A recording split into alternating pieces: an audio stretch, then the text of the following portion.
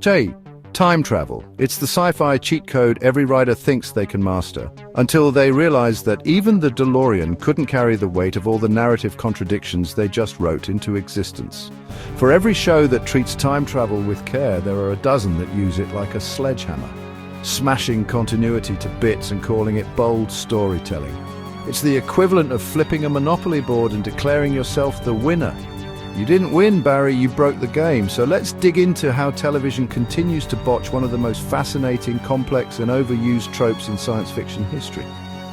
Because if I have to sit through one more butterfly effect lecture from a character who clearly failed high school physics, I'm going to throw them back in time. Welcome to the Snake Pit, where we're full of bile and venom. I'm your host, Snake Daemon, and today we're looking at how TV keeps screwing up time travel, and why the best strategy might be to stop trying to be clever and just tell a damn good story. Let's start with the rarities. Doctor Who, yes, the mad uncle of all time travel television, actually has some incredible entries when it chooses to focus. Blink is often held up as the gold standard. Tight script, clean use of time loops, and a resolution that doesn't require a whiteboard covered in yarn. Father's Day gives us an emotional, small-scale look at the cost of rewriting time, and Turn Left shows us a simple alteration with world-ending consequences without blowing up canon too much. Then you've got Quantum Leap, the most straightforward time travel premise ever put to screen. The rules?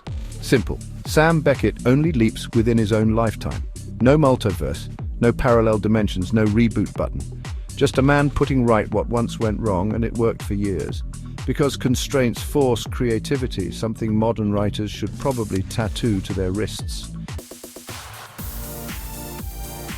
12 Monkeys, TV version, also deserves credit. It juggled plague outbreaks, causality loops, and a time travel conspiracy with surprising coherence. They introduced rules, then stuck to them. Imagine that. And of course, there's Dark, a German masterpiece that, despite having enough timelines to make Inception cry, somehow kept the audience clued in until its final act.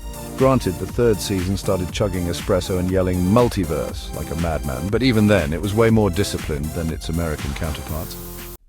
Let's talk The Flash. CW's Golden Boy turned time travel into the new punching bag of the DC universe.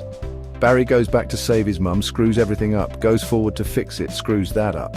It became so predictable you could set your watch to it, ironic considering time was always breaking. The show's internal logic collapsed so often, it's amazing the Speed Force didn't file a restraining order. Fringe? Oh, it had potential. Parallel universes, time jumps, alternate futures. It flirted with brilliance. But by the final season, the writers basically gave up and just went full post-apocalyptic war against bald time cops. And even they looked confused. It stopped being science fiction and became fan fiction of itself. And don't get me started on Heroes. Season 1, great. Hiro Nakamura was fun, charming, and played with time in clever ways. But then Season 2 hit, and suddenly everyone was hopping through time like it was a revolving door.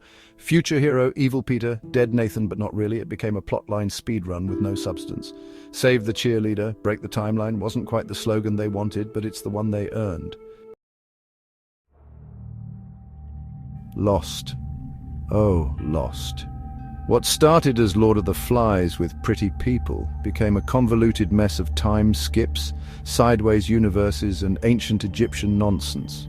The moment they introduced a wheel that physically moved the island through time, it was like watching a writer's room play Mad Libs with quantum mechanics. Even the best can't escape unscathed. Doctor Who, once again, let's be honest, it's both the best and worst offender here. For every heaven sent, we get the Timeless Children, which retcons not just character history, but the very foundation of the series.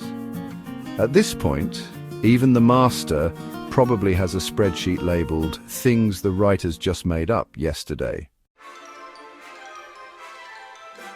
And then there's Riversong, a character whose timeline is so mangled that watching her episodes in broadcast order is like trying to read Memento backwards while being hit with a cricket bat. Is she dead? Is she a child? A weapon, a wife, a computer ghost, a solution to a question no one asked? But worst of all, the character is a shameless rip-off in part of Darzel Carlyle as portrayed by William Russell. Time travel is seductive. It promises drama, tension, and the illusion of depth. But in the wrong hands, it's a crutch. A convenient way to undo mistakes, revive dead characters, or slap on faux philosophy like duct tape on a collapsing plot. The best time travel stories? They set rules, stick to them, and use the concept to enrich the narrative, not reboot it. Quantum Leap wasn't about time, it was about humanity. Blink wasn't about paradoxes, it was about fear. And Dark, that was about fate, trauma, and breaking cycles, not just flipping through history like channels on a remote. Thanks for dropping by the Snake Pit, where we thrive on untapped potential and lost opportunities. Don't forget to subscribe and hit that bell, like the video, and leave your opinions in the comments, where naturally I won't read them. Until next time, stay venomous.